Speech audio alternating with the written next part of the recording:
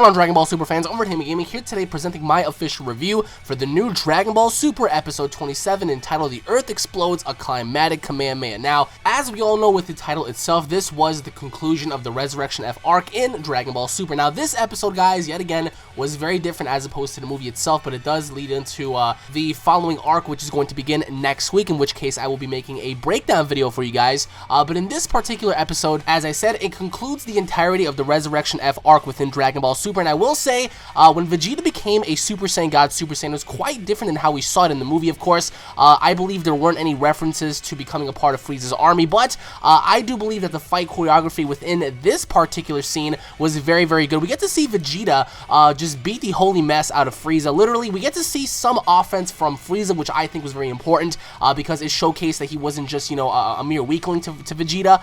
He tried to kick him, he tried to punch him, but essentially Vegeta avoided all of that. He actually beat Frieza up in the sky and then beat him right down into the ground, and the way Frieza reverted back into his, you know, final form, I did not actually like that. I do believe that it just came very abruptly. He was just there at one point, the next thing you know, he just powered down, but essentially Vegeta did have his moment. He had more interaction with Frieza. Frieza had more interaction with Vegeta, of course, playing into the fact that, you know, Vegeta was about to kill him, or at least that's what it seemed like. Frieza went on ahead to destroy the planet. Now this is what was different about the show as opposed to the movie. While Frieza was pretty much, you know, gunning to destroy the planet, we get to see, like, you know, little snippets and shots of everyone around the world, such as Chi-Chi. We get to see Goten and Trunks up on Kami's lookout. We get to see Videl and Pan. So we get to see like little snippets of what's, you know, at stake here, which is essentially human lives. People's lives are at stake here, and then we get to see, you know, Frieza essentially blow up the planet, and the exact same, you know, scenario that went down within the movie. Of course, we get to see Whis and Beerus pretty much save everyone, and they were on this rock. They were floating in space. They were witnessing the destruction of their planet, and of course, you know, Whis reverted back time. Time is reversed. We're back on Earth, and what was different about this was the fact that in the movie we never really got to see, you know, what Goku did or how he initially took action once he noticed that, you know, Frieza was going to destroy the Earth. But in this particular scenario, we get to see the initial steps that Goku took in order for him to stop Frieza.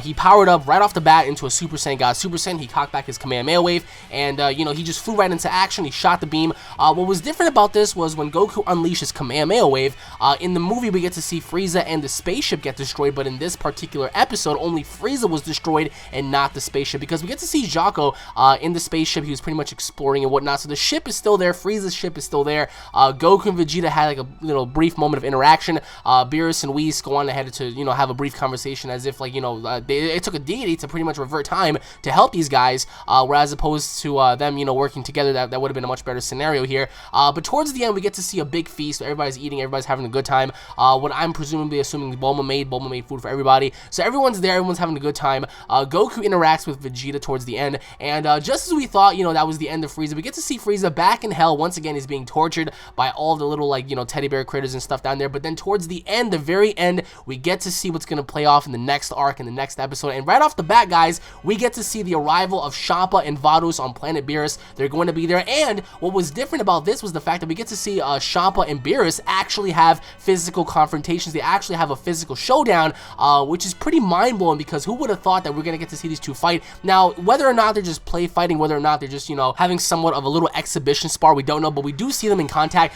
We get to see Goku and Vegeta in like these big suits, in which we saw in the Toyotaro manga when Whis pretty much told Vegeta and Goku not to transform as Super Saiyan gods while fighting each other, in which case they did, so he pretty much punished them with that. So we're going to begin next week's episode, guys, right off the bat with Champa and Varus, which is going to be absolutely amazing, guys. So once again, I will be explaining more of that in my breakdown review, which is going to go up in about an hour or so, so you guys might want to go on ahead and tune into that. There's going to be a lot of information updates on there. But once again, everybody, let me know down below, what did you guys think of the entirety of the Resurrection F arc as opposed compared to the movie itself? Did you guys prefer the show version, or did you guys prefer the movie version aside from the animation? I'm talking about like the overall presentation, story, choreography, you know, just the way that, like, the way everybody was fighting and stuff. Let me know what you guys think down below. Once again, guys, thank you all for watching. If you guys are Dragon Ball fans, don't forget to subscribe to my channel. That way you guys don't miss out a single Dragon Ball Super episode. If you guys enjoyed, then smash that like button, guys. Leave your overall thoughts in the comment section below. Tune in for the breakdown, and I will be seeing each and every single one of you guys in the next update. Take it easy, everybody.